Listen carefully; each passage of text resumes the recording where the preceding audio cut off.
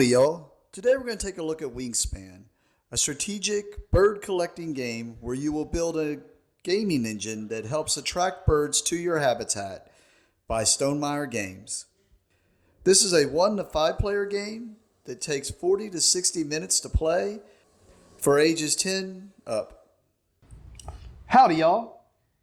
Today we're going to take a look at what's inside of Wingspan. I'm going to do this preview a little bit different as I have upgraded and kind of changed up a lot of the pieces inside my box. But I want to be able to show y'all what comes inside of Wingspan, and that way y'all can kind of get a look at what's there, and I'll show y'all what upgrades I did and what's possible out there. So let's take a look at what's inside the box. First things first is the books. I'm really impressed with the books that come in this game. It's probably really hard to see on this camera, but the paper quality is amazing. Probably the best quality paper I've seen in a board game, period. It has a nice matte feel to it. And I mean, the rule book is set up pretty decent also. Like, when we go through the rule book, it shows you straight up off the bat, right on the beginning, everything that comes in it. Set up with the same beautiful artwork that comes in the game. And then literally breaks down the game into the 4 actions that you are able to do on your turn and how to play, and then how it ends and how the powers work. So really impressed with the book here. Like I said, the biggest thing is the quality of the paper. And it comes with the rule book, an appendix, which kind of breaks down every single power and card in the game, so that if there are any questions, you can kind of go through it and kind of know. And then it has a smaller book for the Automa, which I will have to try out and maybe do a video on and let y'all know how that goes. And especially on the review, I'll let y'all know how the Automa works out for me.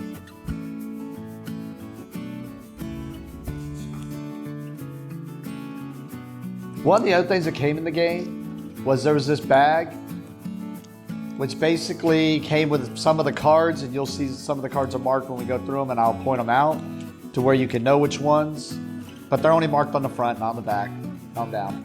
But the nice thing about this is it's basically letting you know if it's your first game to play, it basically takes you through the turns and teaches you how to play so that you can just quickly go through the game and learn it really easily, really quickly. And it looks like it goes through 5 turns per player. So that's pretty cool.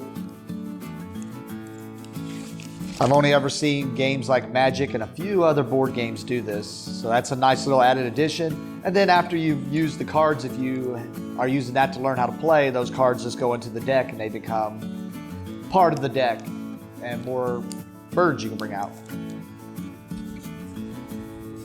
Next is the goal card. They have the non-competitive side and the competitive side. And the biggest difference is on this side, you're gonna have the goals, which we'll look at here later. You'll have the goals you'll put down here, and depending on each round where you're at on that goal, you'll just share points. Whereas on the competitive side, it's gonna go who has the most, second, so forth, and depending on each of the goals is what points you receive.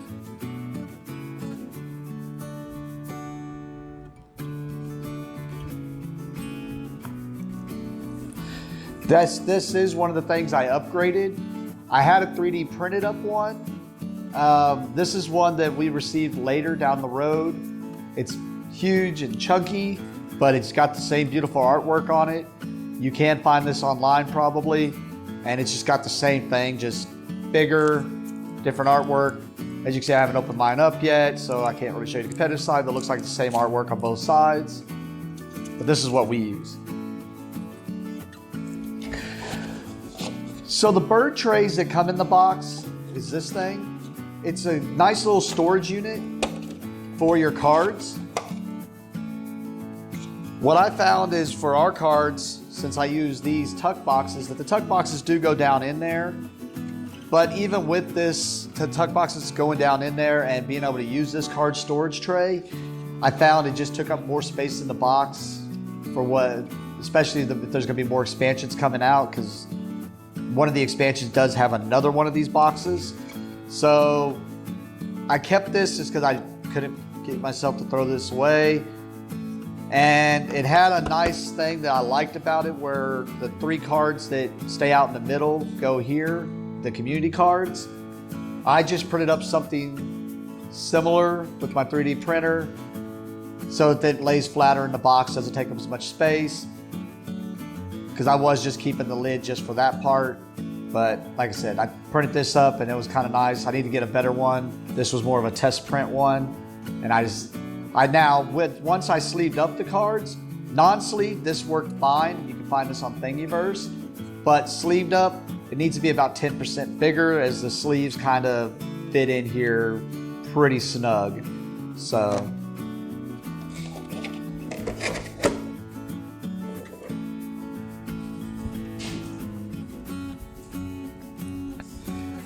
next is the player mats.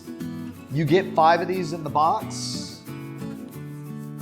These are the player boards, and they're kind of nice. They make you think like it's a journal or like a book as it opens up for your player board. It's got the same beautiful artwork, and it's got, like, I find I never really have to move away from this too much as far as teaching the game. So nice, beautiful, tells you what you can do, has everything laid out here once you understand how the game works. And this makes it where it's 1 to 5 players, because you have 5 of these boards. And this, of course, cannot be replaced, but it's nice. There's no reason to replace it. This is basically the only boards really in the product, because this is the game board basically. It's just each person has their own.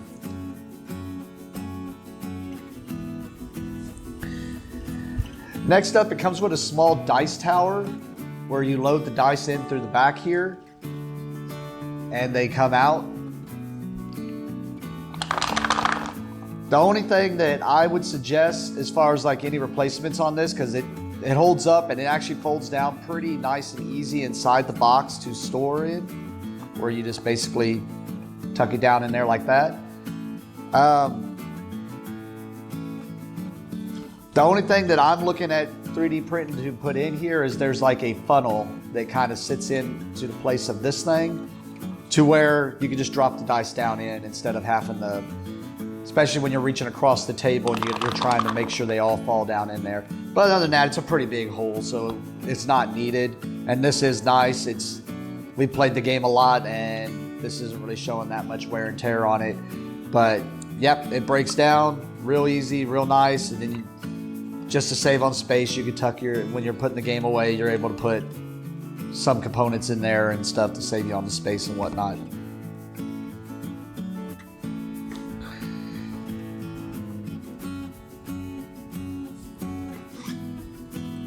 Next, we'll take a look at the score pad. The score pads are nice. Of course, anytime I see these, I always like having them, because then I can place these down in front of the new players to let them know everything that it scores for, so they know what they're doing. They are double-sided, whether you're playing one player with the Automa or if you're playing with multiple players. The issues I always have with these, I like that they have these, but I always just end up getting some of these laminated so you can just use them with a dry erase. Or what I like to do with them is just write on a card, like we kind of, to keep the scores and just make sure you score everything. But score pads are nice to have. Next, we'll take a look at the first player marker. This is the one that comes in the game. It's nice, big, made out of the same hard cardboard. What we did is we just found, you can 3D print up a bird, but this is one from Magic the Gathering. It's just a token we happen to have laying around. We like to pass this around, but really just anything bird related is good for a first player marker, but they do have one in there. We like this little one just because it reminds us of other games, and it's a nice looking one. The 3D printed one you usually print up looks about the same. It's just bigger, but this is typically what we use. And since we're talking about the dice tower, might as well have gone with the dice. The dice are nice, wooden dice. They have a nice feel to them. They're not real heavy. They just feel good as far as like rolling the dice. They're big. They show the stuff very easily, and there's one of each food source on each side. Sorry about that. One of each food source on each side, and then one side, because there's 5 different resources, and then one side that you can get as a grub or a wheat. And all the dice are the same, and these are just the dice that go into the bird feeder, so you can get resources to make your birds or attract your birds to your aviary. Next, we'll look at the eggs. The eggs are multicolored. And I mean, some people try to use the same color for whatever color they're playing, but literally in the game, you can use whatever color eggs you want. Now, I do like these eggs a lot. We always make jokes about using the candy eggs from like Easter time and stuff like that. But these eggs are nice. They feel good. They sit flat on one end so that you can put them on your cards so that you know what eggs you have for your birds as they're laying.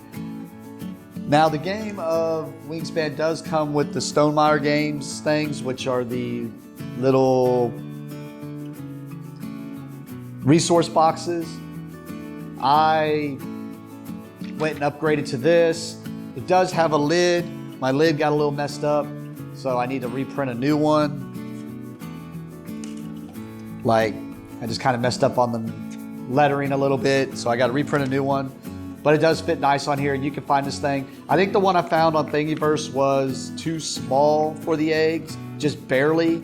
So I just went ahead and went up 100%, and it printed up this one, which I kind of like. Nice. It fits in the box nice and good and snug. And it's just kind of nice and easy to reach over and pick up your eggs and throw them in. So the next thing we'll look at is the wooden cubes, which are used for your actions. They actually have ones for each player, a different color. And basically, we went ahead and replaced the action cubes. The action cubes work fine. They're nice little wooden action cubes. I replaced them with the houses, the bird houses, and I went with different bird houses for each color. Some people go with different birds. There's some bird ones you can get for the action markers and stuff, and those are nice looking too.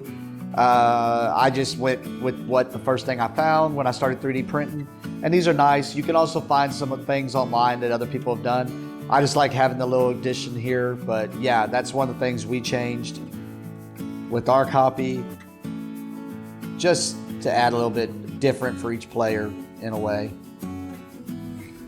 Next is a major change that I did make. So in the game, you get these to use for your resources. They're good little cardboard resources.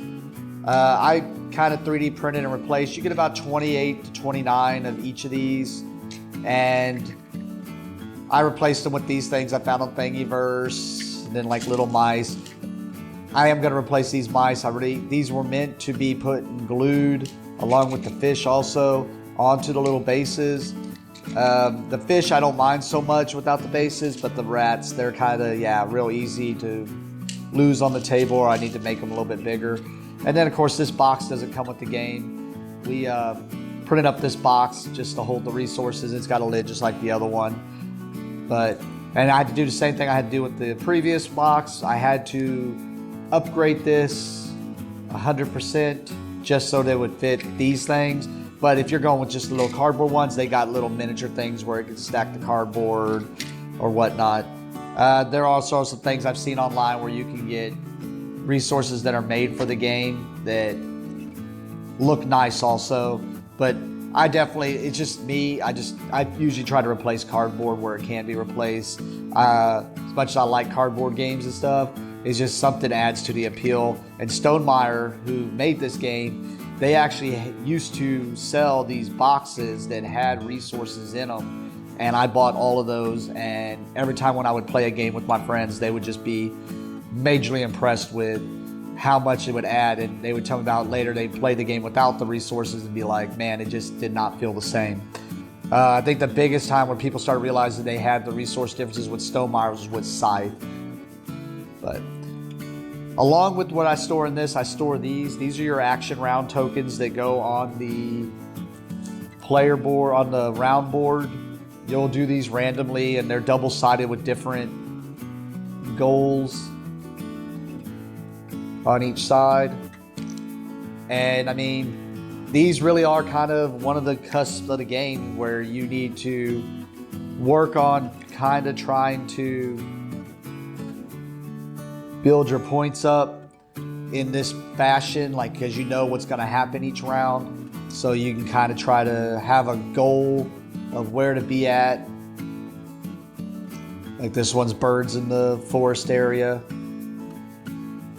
eggs in your forest area, total number of birds, you know. So this is really an addition. You can get some things that I'm 3D printing right now that go around these just to kind of protect the corners and stuff, just so that your cardboard can have a little bit longer play and shelf life. All right, the last thing we'll go through is the cards. There are a ton of cards in this game. There are 170 bird cards in the game. They are the medium-sized cards. I like to get these Arcane Tin Men board game sleeves. So the size you're going to be looking for is medium, 57 by 89. I like these non-glare ones.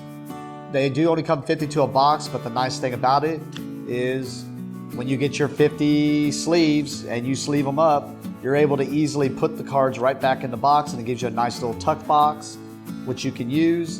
And of course, if you go with the 50 pack, you're going to need 4 boxes of these, including for the ones you're going to need for the bonus cards. But it is nice because they can kind of just stack here. And like I said, I like having the little tuck boxes. And you can see some of the birds that, and like I said, one of the biggest appeals I have to this game is the artwork. The artwork is very beautiful. It's pretty easy to understand. You can put the bird in certain areas. This is what you got to pay to be able to bring the bird out or attract it to your aviary.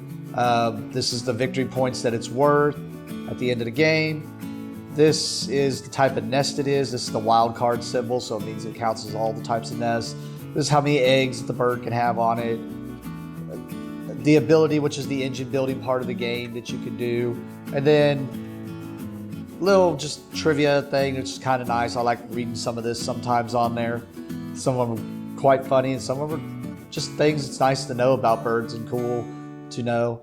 But yeah, as you can see, the artwork is beautiful. It adds a ton of cards. Like I said, 170 different birds, and all the birds are different. Yes, you may see some of the abilities that are about the same, but the bird is going to be different in some way. So it makes it to where not a single bird is unique or not unique. They're all unique is what I mean to say. And they are just all different. And it's just cool to see which ones you can get out and what combination, and are able to do certain things with those birds. I was seeing if I had any of the birds that I mentioned previously that came in the little starter thing.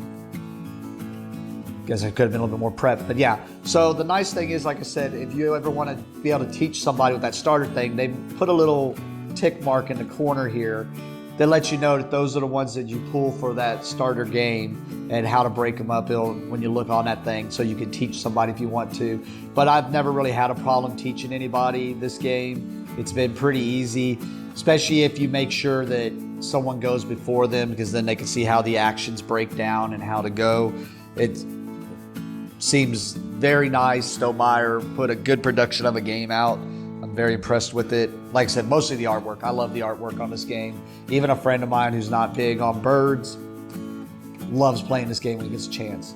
And the other cards you come in the game these are the bonus cards. These are like a victory point condition that gives you a goal to go towards. Also, like, try to get more birds that can only live in the forested area, or birds with that type of nest, and just gives you a goal. And one of the nice things I noticed on this game, and I bring up all the time when I'm teaching a new person, it lets you know what percentage of the cards actually have a chance of being able to meet your goals in the deck. So, like, if you have this one and you're going for it, you're wondering how often am I going to be able to see this nest, well, it lets you know 31% of the cards in the deck have that nest or the wild card. That's nice. That lets you know how easy or hard it may or may not be to pull off your goal. And you usually start out the game with one of these, and then throughout the game you have ways to get other ones of these. But it is nice, and they're the same size cards as what I was talking about before with the medium card sleeves. So you just need 26 more of those sleeves, which brings it to 196 cards. That, like I said, 4 boxes, and you should be okay.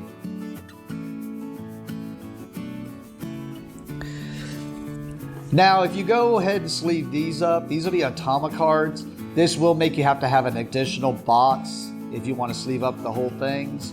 But what this is just a way for you to be able to play solo, and I have yet to try this. I am going to, and I'll come back and let y'all know on a review. Or maybe we'll even do a live playthrough video with the solo play. But I've been pretty impressed with Stonemaier Games and their solo play games. Every game of theirs that I have played, I have enjoyed with the solo mode also. So I expect this one to work also. I guess we'll see what happens down the road though. And with that, that seems to be everything that comes in the game. Like I said, I did upgrade a lot of things, but for the most part, it was just the food. Going to this instead of this so it didn't take as much space in the box. The bigger holders instead of just the bags. Upgraded the player pieces,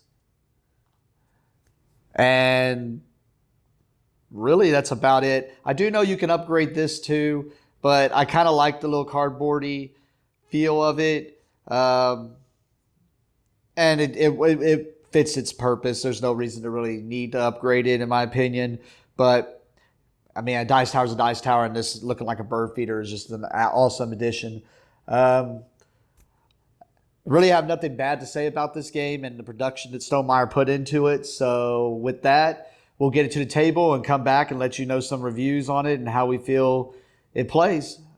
Thank you for joining us, and have a great day.